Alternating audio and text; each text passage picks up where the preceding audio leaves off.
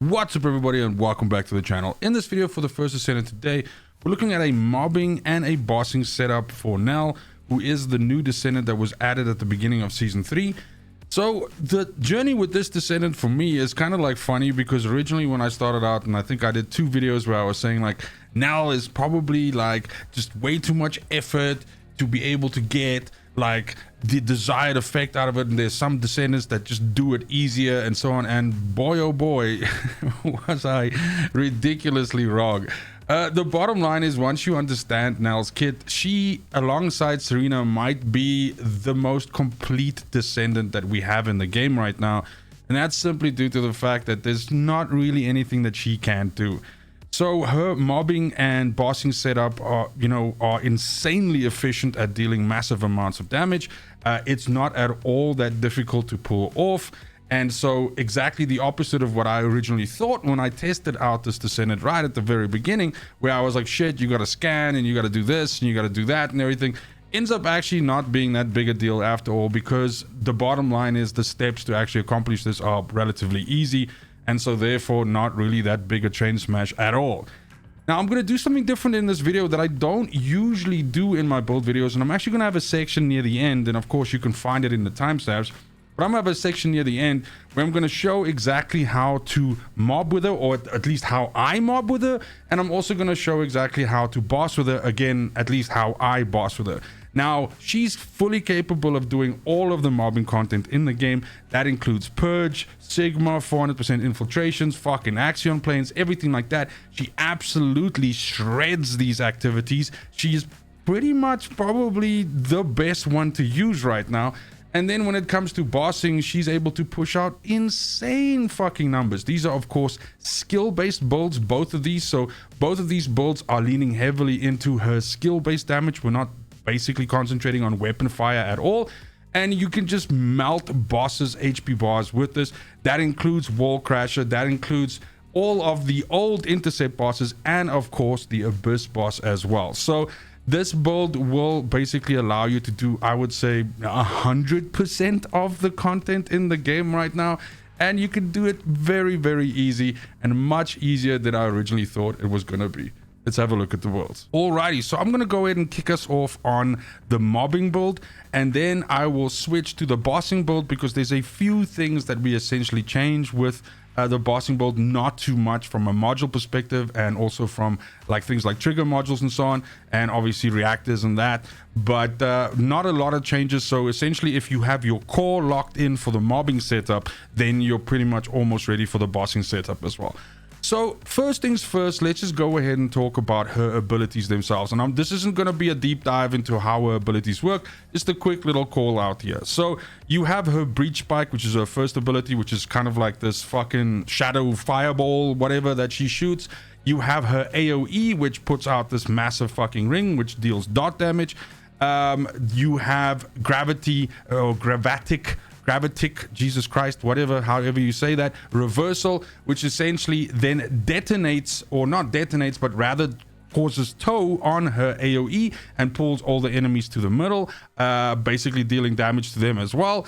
And then lastly, you have End of Suspicion, which is her kind of like fatality, where she shoots like all these spikes into everything. This uses a custom resource which you need to basically create, and how you create this custom resource is through the use of her passive, which means that you have to scan. So on keyboard it's fucking tab for me. You have to scan, and then when you hit enemies that you have scanned with her abilities, you create this custom resource, and this custom resource is the fuel for your 4th ability to basically push into it.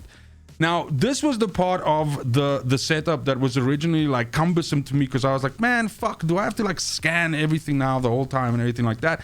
And no, you don't really have to. The point is that this is only really necessary for when you are fighting really, really chunky enemies. Her raw damage output in her mobbing setup with just her AoE is more than capable enough of dealing massive amounts of damage that you don't even have to interact with this mechanic. But then when you're bossing, you do this, and then in that case, you're not using the AoEs, and you're just kind of like concentrating on putting breach spikes into the enemy to fuel up your 4, and then you shoot that, and just always making sure that you have your scan up, because the major reason why the scan is good is it's not just because of the ammo that it provides to your 4th ability, but also because it gives you a massive bump to your critical hit rate, your skill critical hit rate, and that is how she's able to just fucking punch through enemies as hard as she does. But all of this will make a little bit more sense in the section where we look at like how to play her.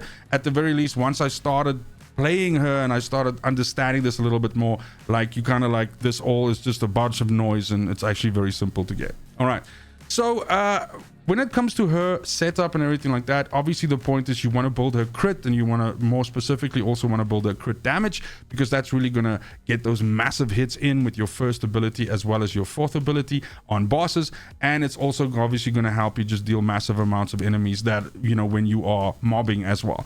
Now, you also want to focus on range, because you want your AoE to be very, very big, okay? The bigger this AoE is, the more enemies run through it and get fucking trapped by it, get blown up by it, and everything like that. So that's basically good shit. Now, because we're building a skill crit and crit damage, that means like a lot of your modules are going towards that. So you can see that as we're going to go through this now, that 80% of our modules are feeding her crit hit and her crit damage, but that's unfortunately the nature of the beast when you're building crit like this.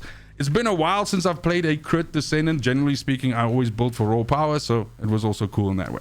Okay, but first things first, her Transcendent module is super important. Shattered Heart is what you should be putting in to use. This changes Gaze of the Abyss to an attack skill. You build up suspicion stacks using breach spikes, then fires enhanced breach spikes. So that's the mechanic that I explained just now. So this ability essentially then allows you to scan the enemies and then fuels up your 4th ability, and that's how you can see that essentially all of her skills are modified by this.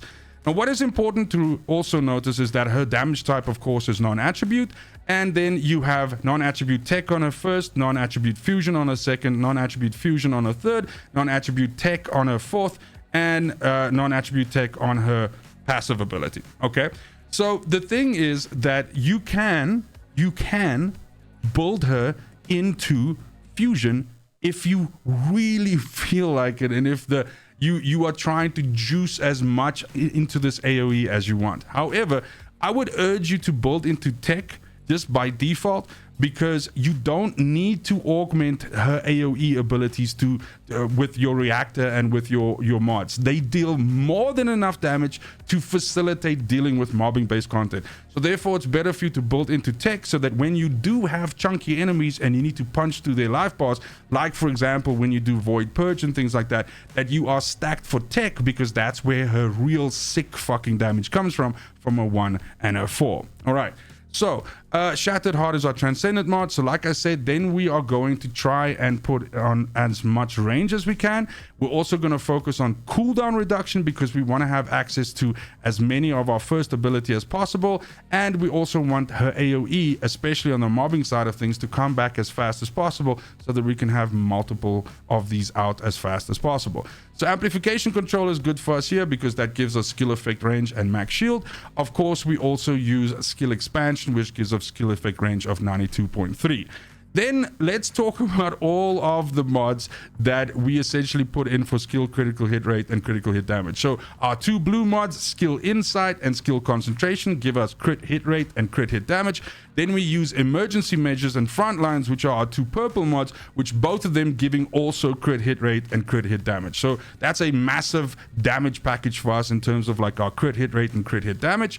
Then we also need to focus on things like cooldown, like I said. So there's, of course, our standard mods like Nimble Fingers, which gives us skill cooldown, and MP Conversion, which again gives us skill cooldown. We lose a little bit of max MP, but hey, that ain't that bad.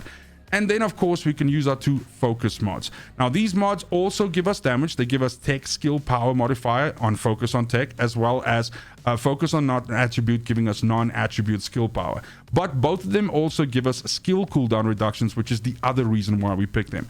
So that's the whole thing. This is the mobbing setup right here. I'm going to leave my mouse just like it if you just want to screenshot it.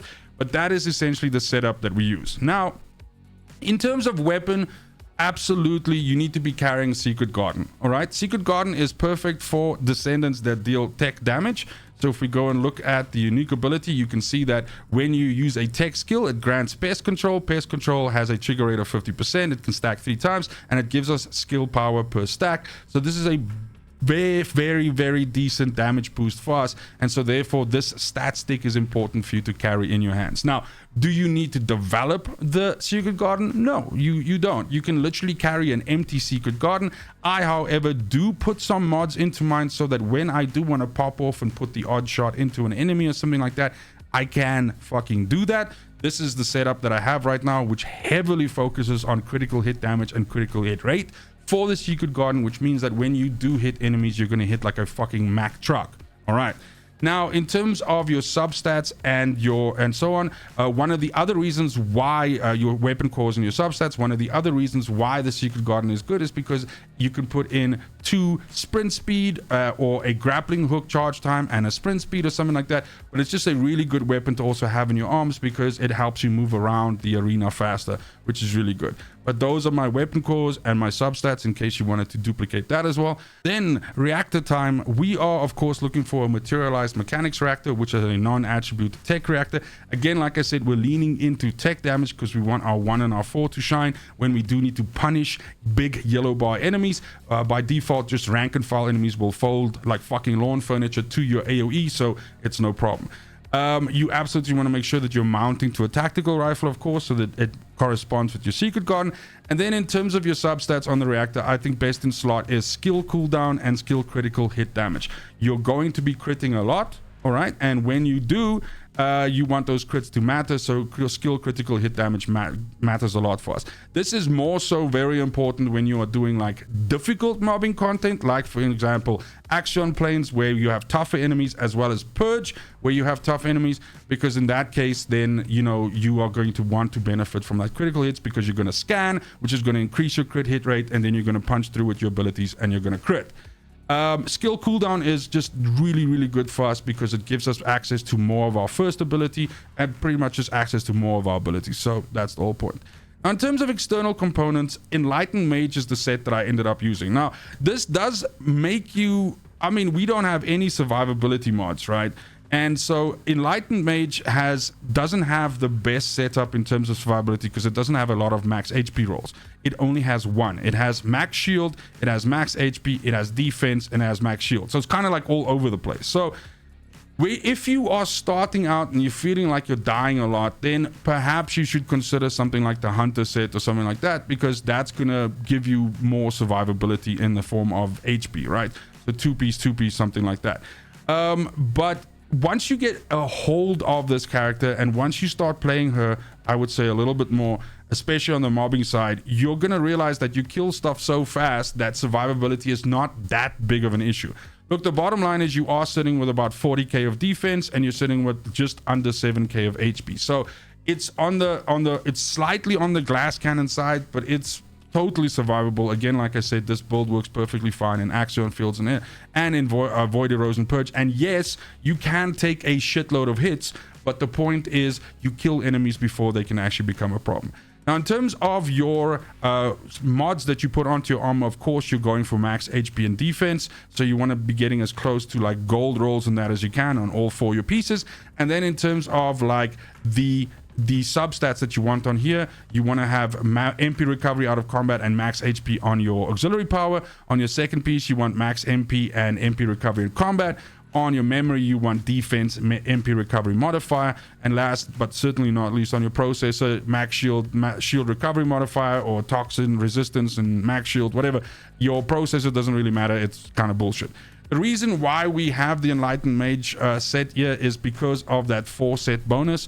It is a huge damage increase for us because at 3 stacks, Truth buff gives us non-attribute skill power of 84%. So that's massive, and that's one of the reasons why it's very difficult to walk away from that from a damage perspective.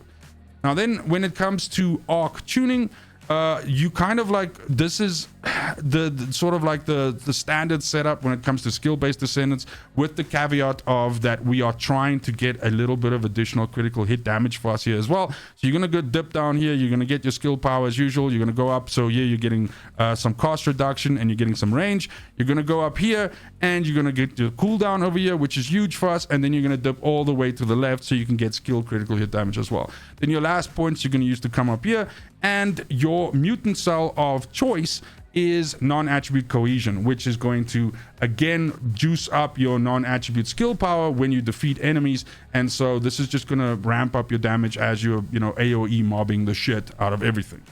Last but not least, let's go ahead and look at our inversion reinforcements. And over here, obviously you want to do whatever you can to get yourself onto quantum domain.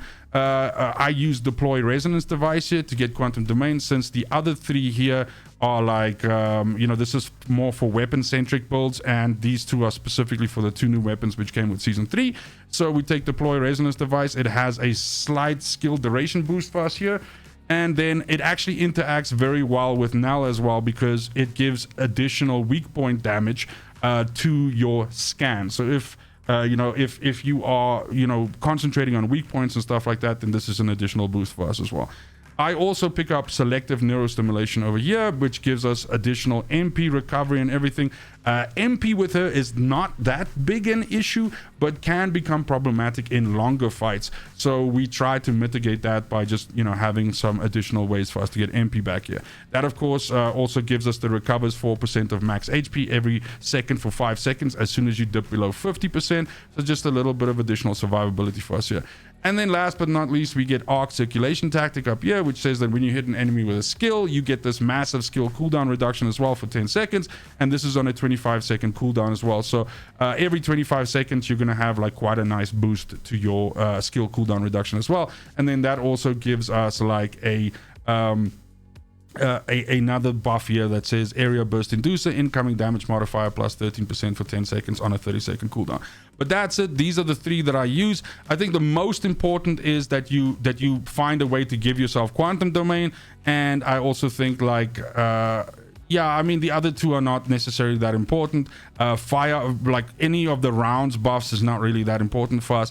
And then decontamination protocol has such a massive cooldown that I'm not that massive, of a fan of that. But I think this is a decent setup for us. It occurs to me now that we never discussed the trigger module that we want to use. And I think pretty much there's only two modules that are worth discussing. One is Power Beyond and the other one is Death by 1,000 Cuts.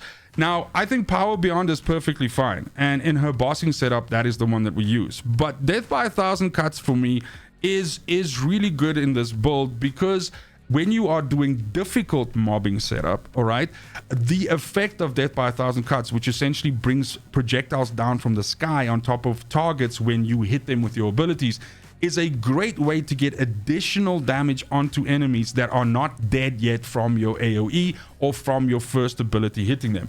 And you're gonna see a lot of really good damage from this trigger module in activities like Void, Erosion, Purge, where the additional damage that comes from these projectiles oftentimes is going to help you deal with chunky packs a lot easier.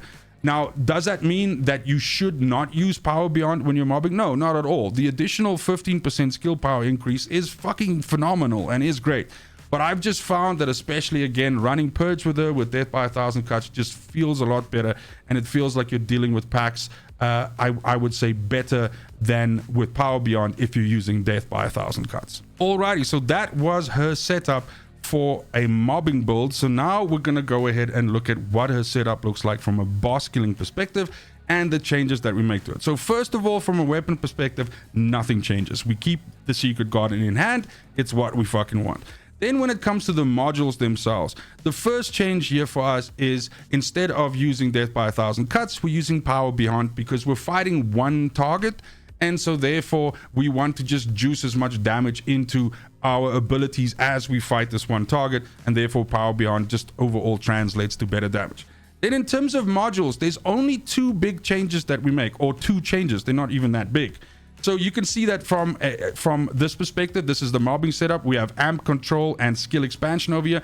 When we move over to the bossing setup, we don't need as much range for our AoE anymore, right? Because we're not using the fucking AoE. We're only using 1 and 4. So therefore, this doesn't matter for us. So we can strip away those 2 range modules and actually address a problem that the build has in longer fights. And that is that you tend to run out of MP, because what you're doing is you're shooting 1, 1, 1, 1, 1. As soon as you have enough ammo, you go 4, and then you go 1, 1, 1, 1 the whole time. And that's all you're doing. But this chews through your MP. So in combination with our external set, which is helping us with MP recovery and that sort of thing, we have to get ourselves a mod that also assists us with this. Now, strong mentality is good here because it reduces the skill cost of our abilities. So each one of those ones that we're casting cost 15.2% less, and overall that is a good factor that allows us to get more of them out. So strong mentality, great option for us here to just make our abilities cheaper and deal with any MP issues we might have.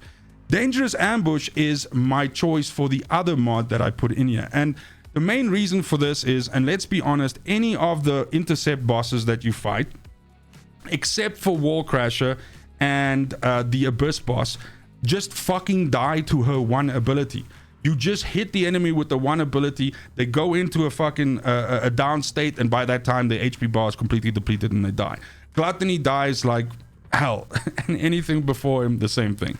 But in the case of the Abyss boss and in the case of Wall Crasher, during those fights, especially in the Abyss boss, you're dealing so much raw damage that you oftentimes see this boss go into a downed or immobilized state maybe 2-3 times in the fight. And that's just simply too much additional damage to sacrifice by not running Dangerous Ambush. Because as you drop this boss into its down state, you get this massive, almost 50% additional skill power boost for damage to the boss. And this makes a nice, damage increase for you in those moments and allows you to really, really ramp up your damage when you do push the boss into that down state. So that's kind of like the reason why I run this. As I said, only those 2 mod choices are different. The rest is all exactly the same. We're still focusing on crit and all that stuff. And then I switched Death by 1,000 Cuts to Power Beyond. That's it. Now, when it comes to the Reactor, and maybe I just quickly change myself over to here. There we go. When it comes to the Reactor, we make one small change as well. So yes, we still stick with a materialized mechanics reactor. We still want non-attribute and tech. But in this case, we want additional skill attack when attacking Colossi, and we still keep the skill critical hit damage. So we are sacrificing the cooldown, okay, that we have on our mobbing reactor, but we supplement that with more damage against the Colossus, and we of course still have the critical hit damage so that when we do crit, it's yum yum times. Okay. In the Arche tuning board, also some changes for us here. So the base layout is kind of like almost the same, but instead of dipping around the bottom here to get the skill effect range, we dip around the top to get the additional skill attack versus attacking Colossi. We still go for the skill critical hit damage here, and we still go for our mutant cell, but then instead of non-attribute cohesion, we use final preparations. Final preparation says the reason why we don't use non-attribute cohesion is because when we fight bosses, there's not really a decent supply of adds that can feed that mod the entire time. So final preparations is better for us because this says that when attacking enemies with your 4th skill, which you absolutely will do, it gives you final preparations. This is on a 15-second duration, and it gives you a nice skill power boost of almost 10% and some skill effect range as well, which is not that big a deal, but you kind of like just want that additional damage. So that's it. That's the difference from an Arche tuning perspective. From a inversion reinforcement perspective, we don't change anything at all. I keep the exact same inversion reinforcement board as the one that I use for mobbing.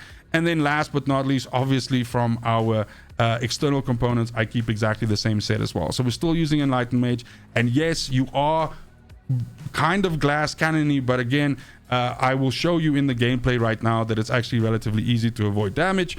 Or at the very least, even if you die once, you're still dealing so much damage that you're still getting a really, really good clear time. So first things first, we're going to look at some examples of how to mob with her so that you get the best damage. So when we mob with her, there's kind of like, I suppose, 2 schools of thought here.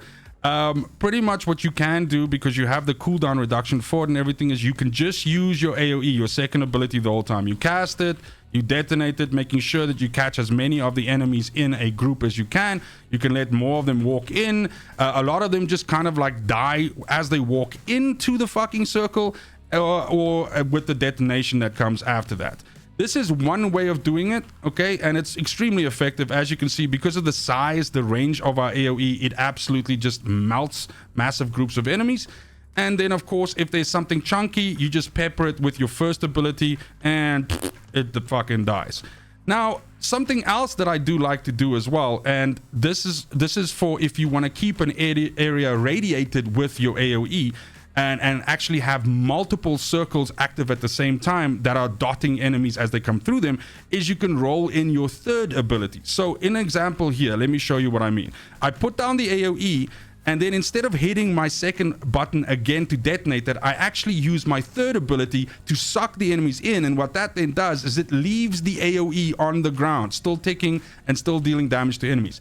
Now you can have multiples of these overlapping up to, depending on how fast you can go, you can get 3 to 4 of these active as once. And as you can see, they kind of like just murder enemies as they run through them. And it gives you an awesome way to essentially area deny a big part of the map. So you can create these choke points, and as soon as enemies walk into them, they just die from the shit. As you can see there, the dots are pretty good. And in cases where things are not dying fast enough and it's pissing you off, then you can just fold in, let me show you here, you can just fold in like a first ability and essentially just railgun them with that damage.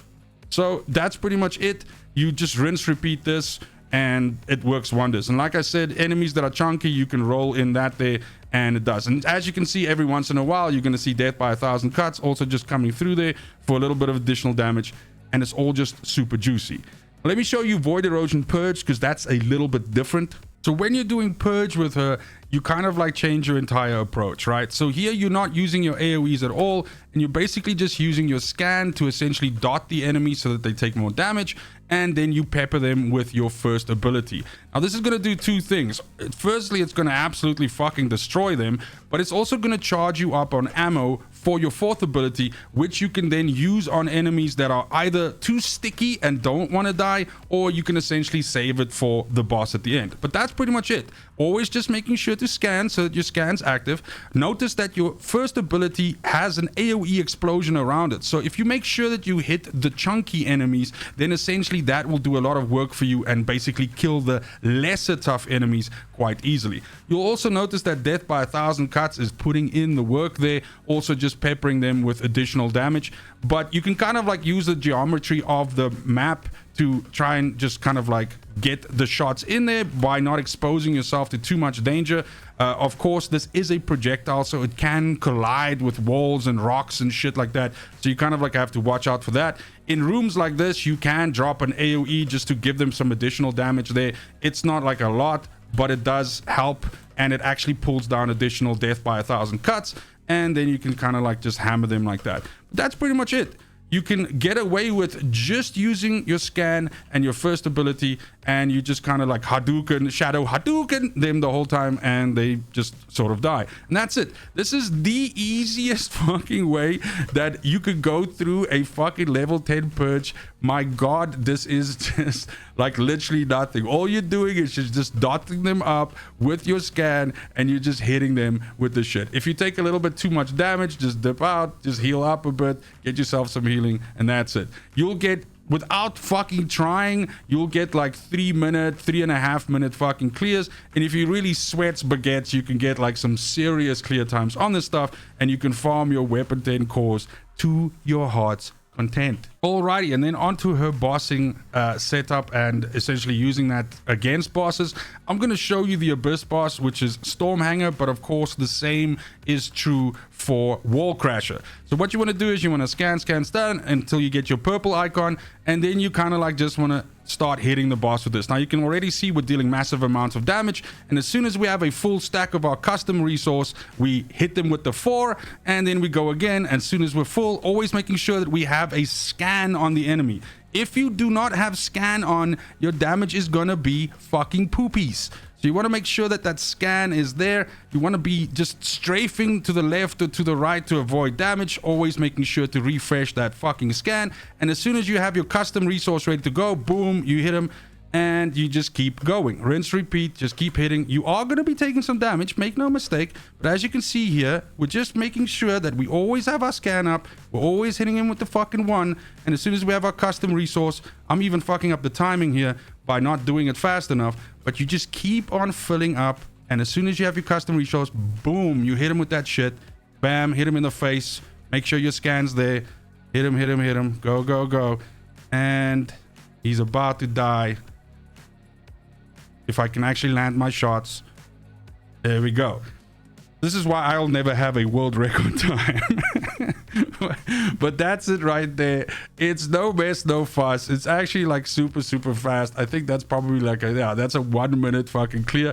It's a fantastic way for you to farm up quality certified ETA vouchers. The armor for this boss looks fantastic, so you absolutely want to do that. And again, like I said, this way of doing it is exactly the same on Wall Crasher. You just scan him, hit him with your 1, get your full stack of ammo on your 4, hit him with the 4, rinse, repeat, stay out of the fucking danger, stay out of the shit on the ground, and collect your rewards. And that's going to be it for the video. Thank you so much for watching, especially if you made it this far. Let me know in the comments down below if there's anything that I didn't cover. I tried to be as clear as possible, especially with this Descendant, because one of the things that originally kind of like scared me off her was I thought that she was gonna be like a lot of shit to do to be able to accomplish something, and it really it couldn't be further from the truth. I was obviously completely wrong there, and in playing with her, in developing her, in spending some time with her, she's probably, I don't know, like probably my favorite Descendant right now. And it's not because she's the new hot shit, it's just she's really good